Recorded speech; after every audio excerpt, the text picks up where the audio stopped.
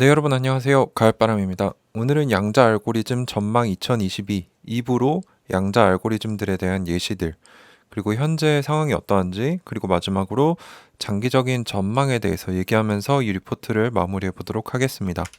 네, 그래서 폭넓은 양자 우위를 위한 여정이라는 제목으로 여러 가지 이제 양자 알고리즘과 관련된 내용들이 나옵니다. 그래서 우선 양자 컴퓨팅 전공자들, 학계 및 일련 스타트업들은 양자 컴퓨팅의 폭넓은 양자우위 달성을 위해 최선을 다하고 있는데, 이들이 연구하고 있는 집중 연구 분야에는 베리에이셔널 퀀텀 알고리즘, 변이 양자 알고리즘, 양자 어닐링, 몬테카를로, 머신러닝 등등이 이제 뒤에 나올 겁니다. 그래서 첫 번째로 베리에이셔널 퀀텀 알고리즘이 뭐냐? 복잡한 양자 시스템 시뮬레이션이나 대규모 선형대수 문제, 이제 이건 최적화 문제라고 생각하시면 될 것 같아요. 이런 것들을 고전 컴퓨터에서는 어렵기 때문에 더 빠르게 할 수 있는 양자 알고리즘을 뜻을 합니다. 그래서 이러한 방법을 쓰는데 이 구체적인 기술적인 부분은 중요하지 않을 것 같고요.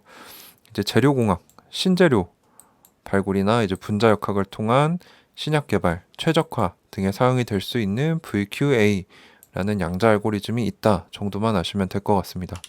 그 다음은 이제 양자 어닐링인데, 이거는 이제 기존 양자 컴퓨터가 이제 양자 게이트를 사용을 하는데 그것과는 다르게 특정 문제에만 강한 이 방식을 얘기합니다. 기술적인 부분은 얘기하지 않을 거고요. 최적화와 샘플링과 같은 구체적인 특정 문제에만 강한데, 이제 D-Wave가 이쪽의 대표 업체죠.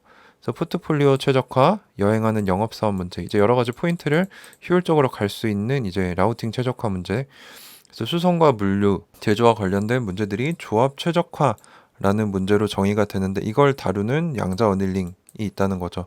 이제 페이팔은 D-Wave와 협력을 해서 사기 탐지의 딥러닝 기술, 그리고 양자 어닐링을 활용을 하고 있고, 멀티버스, 이제 얼마 전에 아이온큐와도 협력을 발표한 업체인데, D-Wave의 하이브리드 양자 프로세서를 활용을 해서 금융 쪽의 포트폴리오 최적화 문제를 다루고 있고, 자파타 컴퓨팅 역시 S&P 500 포트폴리오 최적화를 이 방식을 사용을 해서 다루고 있다고 합니다.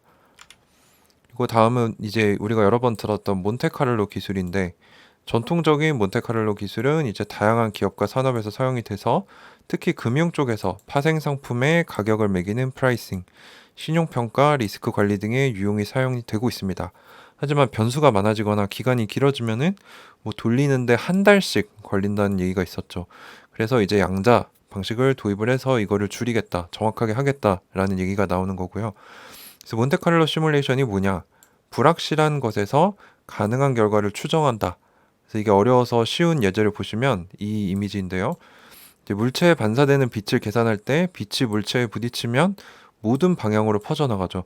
그래서 시뮬레이션을 한 번만 랜덤으로 하면은 결과를 명확하게 알 수 없습니다. 그래서 이미지가 이제 흐릿한 거죠. 근데 이거를 계속 반복하면 반복할수록 점점 더 뚜렷해진다는 겁니다. 그래서 불확실한 거에서 확실한 가능한 결과를 추정하는 거를 이제 몬테카를로 시뮬레이션이라고 하는데, 이제 양자를 도입을 해서 이 몬테카를로 시뮬레이션을 빠르게 할 수 있다는 겁니다.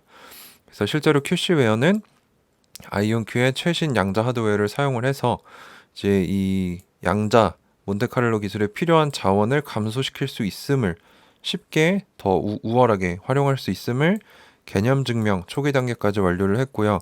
골드만삭스와 IBM 같은 경우는 이 파생 상품의 값을 매기는 프라이싱에서 양자 우위를 달성하려면 8,000 논리 큐비트가 필요하다라고 주장을 했습니다.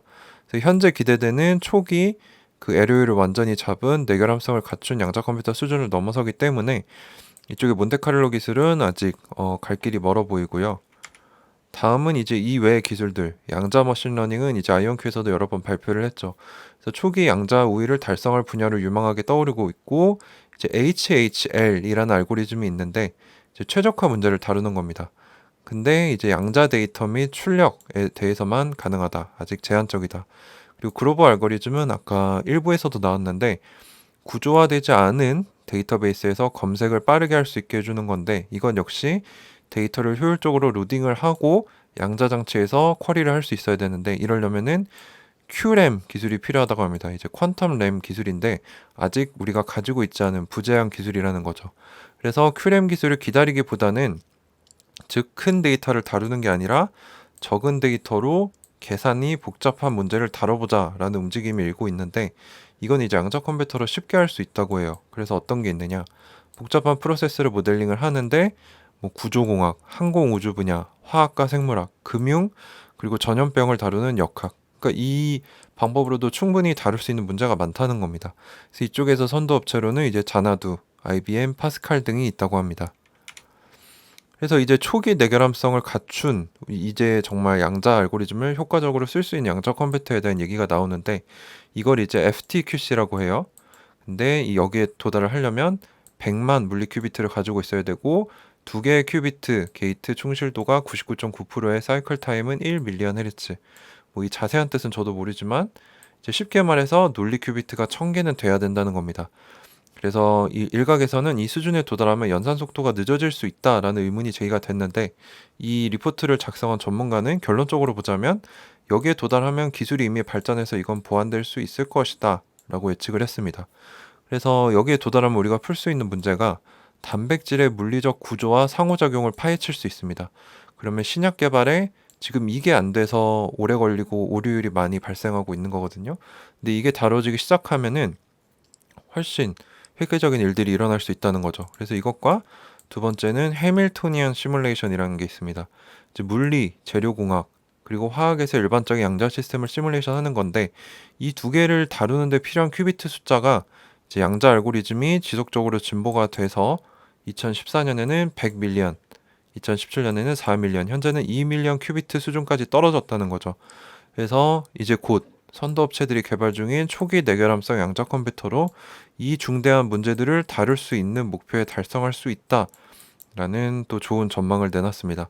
그래서 우리가 지금 하드웨어 쪽에 너무 집중이 돼 있기 때문에 시장뿐만 아니라 투자자들의 관점이 이게 이제 조만간 하드웨어가 발전이 제대로 되면은 소프트웨어 알고리즘으로 옮겨갈 건데 알고리즘 역시 지금 잘 진보하고 있다는 얘기입니다. 그래서 이 전문가가 장기적인 전망을 어떻게 두는지 한번 보겠습니다. 그래서 우리가 이 양자 컴퓨팅에 대한 장기적인 전망을 얼마나 낙관적으로 볼 수 있는가? 아직 양자 컴퓨터로는 전통 컴퓨터로 풀 수 없는 문제를 풀 수 있다는 증거가 없다. 이게 무슨 말인고 했더니 큰 숫자를 소인수 분해할 능력이 있다는 건 우리가 알고 있지만 양자 컴퓨터로 하지만 전통 컴퓨터로 이걸 못하리라는 보장은 없다는 거죠. 그래서 우리가 알게 모르게 양자 컴퓨터만 바라보고 있는데 전통 컴퓨터가 그 수준을 뛰어넘을 수 있다라는 얘기입니다. 그래서 보수적으로 생각을 해야 한다. 그래서 우리가 가진 것은 전통 컴퓨터를 하기 어려운 문제를 양자 컴퓨터는 할 수 있다는 직감뿐이다. 그래서 하이 리스크 하이 리턴 투자라는 거죠. 그래서 우리는 전통적인 문제들만 생각하고 있는 건 아닐까. 이제 새로운 양자 컴퓨터로 무엇을 할 수 있는지 그 기회나 가능성 자체를 모르는 것일 수도 있다. 즉 전통 컴퓨터도 이제 옛날에 60년대, 70년대에는 연구실에만 있었잖아요.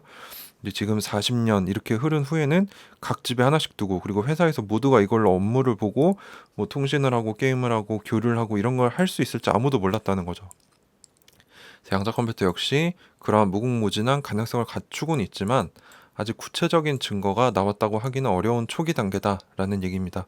그래서 2021년에 이미 놀라운 발전을 보여줬기 때문에 우리의 직감을 잘 뒷받침하고는 있지만 확실한 미래는 아무도 모른다라는 얘기로 이제 잘 마무리를 해줬습니다.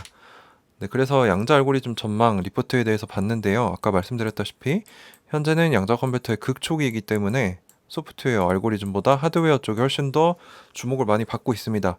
하지만 이게 이제 하드웨어가 뒷받침이 된다면 점점 이쪽으로 옮겨갈 거고 시장도 어마어마하게 커지겠죠.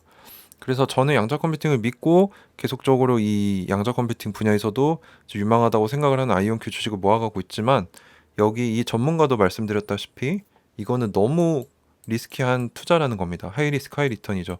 그래서 뭐 테슬라를 2016년에 발굴해서 가지고 있었던 사람처럼 우리가 지금 양자 컴퓨팅에 초입에서 싼 가격에 주식을 사는 것일 수도 있지만 반대로 이 기술이 아예 쓰임받지 못해서 사양 산업이 돼버리면 우리가 가지고 있는 주식이 휴지 조각이 될 수도 있습니다. 그래서 충분히 고민해 보시고 저의 투자법은 절대로 제가 했다고 따라하시면 안 되고요.